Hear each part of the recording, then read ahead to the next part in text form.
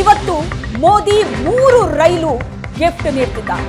ಅಯೋಧ್ಯೆಯಿಂದ 3 ರೈಲಿಗೆ ಮೋದಿ ಚಾಲನೆ ನೀಡುತ್ತಾರೆ. ರಾಜ್ಯಕ್ಕೆ 2 ವಂದೇ ಭಾರತ್, 1 ಅಮೃತ್ ಭಾರತ್. ಮಂಗಳೂರು ಮಡ್ಗಾಂವ್ ವಂದೇ ಭಾರತ್ ರೈಲು, ಬೆಂಗಳೂರು ಕೊಯಮತ್ತೂರು ವಂದೇ ಭಾರತ್. ಒಟ್ಟು 3 ರೈಲಿಗೆ ಚಾಲನೆಯನ್ನ ಪ್ರಧಾನಿ ಮೋದಿ ನೀಡಲಿದ್ದಾರೆ. ಮಂಗಳೂರು ಮಡ್ಗಾಂವ್ ವಂದೇ ಭಾರತ್, ಬೆಂಗಳೂರು ಕೊಯಮತ್ತೂರು ವಂದೇ ಭಾರತ್, ಮಾಲ್ಡಾ ಬೆಂಗಳೂರು ಅಮೃತ್ ಭಾರತ್ ರೈಲು. ದೇಶದಲ್ಲಿ ಮೊದಲ ಬಾರಿಗೆ ಅಮೃತ್ ಭಾರತ್ ಸಂಚಾರವನ್ನ ಆರಂಭಿಸುತ್ತೆ. 2 ಅಮೃತ್ ಭಾರತ್ ರೈಲಲ್ಲಿ ರಾಜ್ಯಕ್ಕೆ 1 ಅಮೃತ್ ಭಾರತ್ ರೈಲು ಸಿಗಲಿದೆ. ಕರ್ನಾಟಕಕ್ಕೆ ಪ್ರಧಾನಿ ಮೋದಿ ಒಟ್ಟು 3 ರೈಲುಗಳನ್ನ ಕೊಡುಗೆಯಾಗಿ ನೀಡುತ್ತಿದ್ದಾರೆ. ಕರ್ನಾಟಕಕ್ಕೆ ಇವತ್ತು ಮೋದಿಯಿಂದ 3 ರೈಲು ಗಿಫ್ಟ್. ಅಯೋಧ್ಯೆಯಿಂದ 3 ರೈಲಿಗೆ ಪ್ರಧಾನಿ ಮೋದಿ ಚಾಲನೆಯನ್ನ ನೀಡಲಿದ್ದಾರೆ. ಒಟ್ಟು 15,750 ಕೋಟಿ ಯೋಜನೆಗೆ ಅಯೋಧ್ಯೆಯಲ್ಲಿ ಇವತ್ತು ಚಾಲನೆ ಸಿಗುತ್ತೆ. ಪ್ರಧಾನಿ ಮೋದಿ ಅವರ ಮೆಗಾ ರೋಡ್ ಶೋ ಇರುತ್ತೆ. ಕರ್ನಾಟಕಕ್ಕೆ ಇವತ್ತು ಮೋದಿ 3 ರೈಲುಗಳನ್ನ ಗಿಫ್ಟ್ ಆಗಿ ನೀಡಲಿದ್ದಾರೆ. ಅಯೋಧ್ಯೆಯ ವೈಭವದ ದೃಶ್ಯಗಳನ್ನ ನೋಡ್ತಾ ಇದ್ದೀರಿ. ಅಯೋಧ್ಯೆಯ ರಸ್ತೆಗಳು ಯಾವ ರೀತಿ ರೆಡಿಯಾಗಿದೆ ಅಂತ ಇವತ್ತಿನ ಕಾರ್ಯಕ್ರಮಕ್ಕೆ, ಅದರ ಜೊತೆಗೆ ಜನವರಿ 22ರ ಕಾರ್ಯಕ್ರಮಕ್ಕೂ ಕೂಡ ಭರದ ಸಿದ್ಧತೆಗಳು ನಡೀತಾ ಇದೆ. ಕರ್ನಾಟಕಕ್ಕೆ ಪ್ರಧಾನಿ ಮೋದಿ 3 ರೈಲುಗಳನ್ನ ಗಿಫ್ಟ್ ಆಗಿ ನೀಡಿದ್ದಾರೆ. ಅಯೋಧ್ಯೆಯಿಂದ ಈ 3 ರೈಲಿಗೆ ಮೋದಿ ಚಾಲನೆ ಕೊಡ್ತಾರೆ. ಅದರಲ್ಲಿ ರಾಜ್ಯಕ್ಕೆ 2 ವಂದೇ ಭಾರತ್, 1 ಅಮೃತ್ ಭಾರತ್ ರೈಲು ಕೊಡುಗೆಯಾಗಿ ನೀಡುತ್ತಾ ಇದ್ದಾರೆ. ಮಂಗಳೂರು ಮಡ್ಗಾಂವ್ ವಂದೇ ಭಾರತ್ ರೈಲು, ಬೆಂಗಳೂರು ಟು ಕೊಯಮತ್ತೂರು ವಂದೇ ಭಾರತ್ ರೈಲು, ಮಾಲ್ಡಾ ಬೆಂಗಳೂರು ಅಮೃತ್ ಭಾರತ್ ರೈಲು. ಇದು ಕರ್ನಾಟಕಕ್ಕೆ ಪ್ರಧಾನಿ ಮೋದಿ ಅವರ ಕೊಡುಗೆ. ದೇಶದಲ್ಲಿ ಮೊದಲ ಬಾರಿಗೆ ಅಮೃತ್ ಭಾರತ್ ಸಂಚಾರ ಮಾಡಲಿದೆ. ಕರ್ನಾಟಕಕ್ಕೆ ಸಂಪರ್ಕ ಕಲ್ಪಿಸಲಿರುವಂತಹ ಮತ್ತೆರಡು ವಂದೇ ಭಾರತ್, ಹಾಗೆಯೇ ಹೊಸ ಮಾದರಿಯಲ್ಲಿ ರೂಪುಗೊಂಡಿರುವಂತಹ ಒಂದು ಅಮೃತ್ ಭಾರತ್ ಎಕ್ಸ್ಪ್ರೆಸ್ ರೈಲು ಕರ್ನಾಟಕಕ್ಕೆ ಕೊಡುಗೆಯಾಗಿ ಪ್ರಧಾನಿ ಮೋದಿ ನೀಡ್ತಾ ಇದ್ದಾರೆ. ವರ್ಚುವಲ್ ಆಗಿ ಇದಕ್ಕೆ ಚಾಲನೆಯನ್ನ ಅಯೋಧ್ಯೆಯಲ್ಲಿ ಪ್ರಧಾನಿ ಮೋದಿ ನೀಡ್ತಾರೆ. ಹೊಸ ವಂದೇ ಭಾರತ್ ರೈಲು ಮಂಗಳೂರು ಮಡ್ಗಾಂವ್ ಹಾಗೂ ಬೆಂಗಳೂರು ಕೊಯಮತ್ತೂರು ನಡುವೆ ಸಂಚರಿಸುತ್ತೆ. ಅಮೃತ್ ಭಾರತ್ ರೈಲು ಮಾಲ್ಡಾ ಬೆಂಗಳೂರು ನಡುವೆ ಸಂಚಾರವನ್ನ ನಡೆಸಲಿದೆ. ದೇಶದಲ್ಲಿ ಮೊದಲ ಬಾರಿಗೆ ಅಮೃತ್ ಭಾರತ್ ರೈಲು ಸಂಚಾರವನ್ನ ನಡೆಸ್ತಾ ಇದೆ. ಹೊಸ ಮಾದರಿಯಲ್ಲಿ ರೂಪುಗೊಂಡಿರುವಂತಹ ಅಮೃತ್ ಭಾರತ್.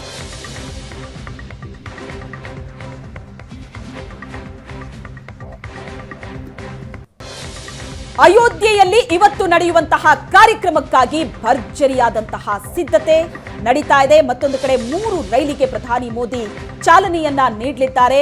3 ರೈಲು ಕರ್ನಾಟಕಕ್ಕೆ ಸಂಪರ್ಕ ಕಲ್ಪಿಸುವಂತಹ 2 ವಂದೇ ಭಾರತ್ ಆದ್ರೆ 1 ರೈಲು ಅಮೃತ್ ಭಾರತ್, ಹೊಸ ಮಾದರಿಯಲ್ಲಿ ರೆಡಿಯಾಗಿರುವಂತಹ ಅಮೃತ್ ಭಾರತ್ ರೈಲು. ಇದು ಕರ್ನಾಟಕಕ್ಕೆ ಸಂಪರ್ಕ ಕಲ್ಪಿಸುವಂತಹ ರೈಲಾಗಿದ್ದು ಕರ್ನಾಟಕಕ್ಕೆ ಒಂದು ಬಂಪರ್ ಕೊಡುಗೆ. ಪ್ರಧಾನಿ ಮೋದಿ ಇವತ್ತು 3 ರೈಲುಗಳನ್ನ ಕರ್ನಾಟಕಕ್ಕೆ ಕೊಡುಗೆಯಾಗಿ ನೀಡ್ತಾ ಇದ್ದಾರೆ.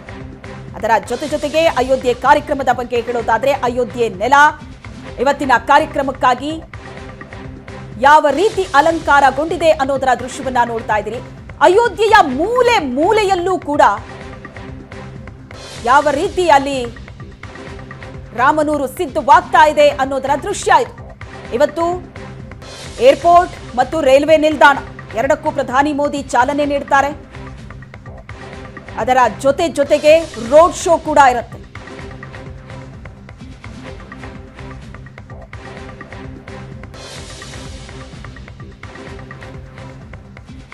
ಕರ್ನಾಟಕದ 3 ರೈಲಿಗೆ ಪ್ರಧಾನಿ ಇವತ್ತು ಚಾಲನೆಯನ್ನ ನೀಡ್ತಾ ಇದ್ದು ಕರ್ನಾಟಕದ ಮಂದಿಗೆ ಇದು ಬಹಳ ದೊಡ್ಡ ಸಂತಸದ ವಿಚಾರ. ಕರ್ನಾಟಕಕ್ಕೆ ಪ್ರಧಾನಿ ಮೋದಿ 3 ರೈಲುಗಳನ್ನ ಕೊಡುಗೆಯಾಗಿ ನೀಡ್ತಾ ಇದ್ದಾರೆ. ಅದರಲ್ಲಿ ಮಂಗಳೂರು ಮಡ್ಗಾಂವ್ ವಂದೇ ಭಾರತ್ ರೈಲು ಆದ್ರೆ ಬೆಂಗಳೂರು ಟು ಕೊಯಮತ್ತೂರು ವಂದೇ ಭಾರತ್ ರೈಲು, ಇನ್ನೊಂದು ಅಮೃತ್ ಭಾರತ್ ರೈಲು.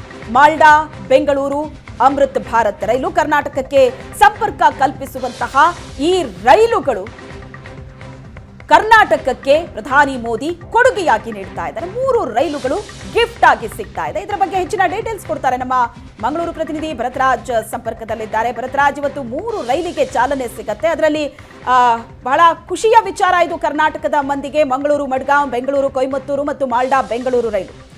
ಸೊ ಈ ಒಂದು ಸಂಭ್ರಮ ಅಲ್ಲಿ ಯಾವ ರೀತಿ ಇದೆ, ಅದರ ಜೊತೆಗೆ ಸಿದ್ಧತೆ ಯಾವ ರೀತಿ ನಡೆದಿದೆ ಮಂಗಳೂರಿನಲ್ಲಿ?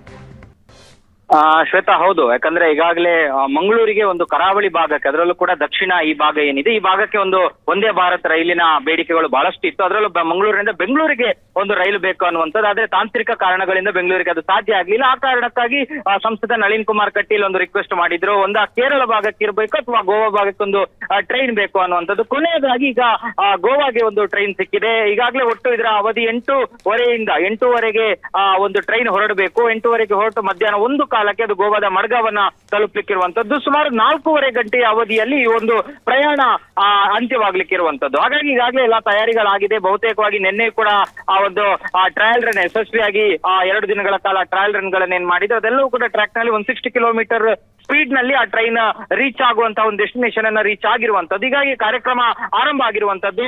ಇದೇನು ಕೆಲವೇ ಕ್ಷಣಗಳಲ್ಲಿ ಪ್ರಧಾನಮಂತ್ರಿ ನರೇಂದ್ರ ಮೋದಿ ಅಯೋಧ್ಯೆಗೆ ಬಂದು ಅಲ್ಲಿಂದ ಅವರ ಅಧಿಕೃತವಾಗಿ ದೇಶದ 6 ಕಡೆಗಳಲ್ಲಿ ಕರ್ನಾಟಕದ ಈ ಭಾಗದ ಒಂದು 3 ಒಟ್ಟು ಇದನ್ನ ಸೇರಿಸಿ ಅಲ್ಲಿ ಒಂದು ಅಧಿಕೃತ ಚಾಲನೆಯನ್ನ ಕೊಡ್ಲಿಕ್ಕಿದ್ದಾರೆ. ಈಗ ಸಭಾ ಕಾರ್ಯಕ್ರಮ ಮಂಗಳೂರಿನಲ್ಲಿ ಆರಂಭ ಆಗಿದೆ.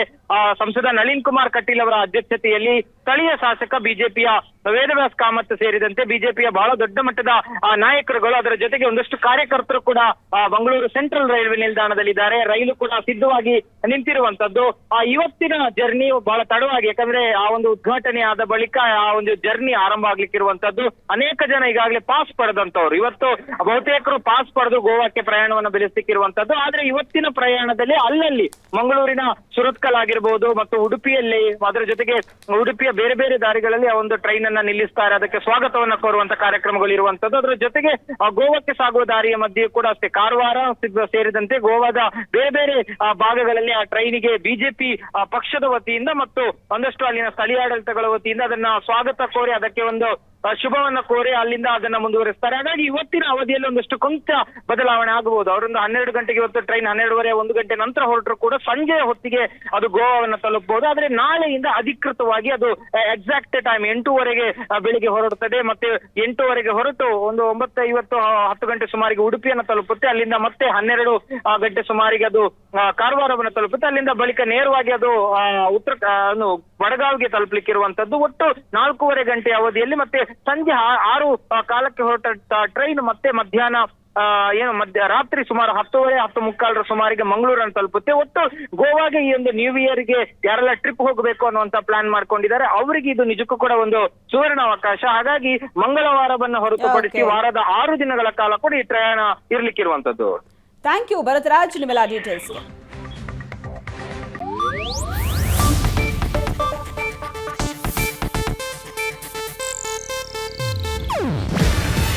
ಇದು ಏಷ್ಯಾನೆಟ್ ನ್ಯೂಸ್ ನೆಟ್ವರ್ಕ್ ಪ್ರಸ್ತುತಿ. ನೀವು ನೋಡ್ತಿದ್ದೀರಾ ಏಷ್ಯಾನೆಟ್ ಸುವರ್ಣ ನ್ಯೂಸ್.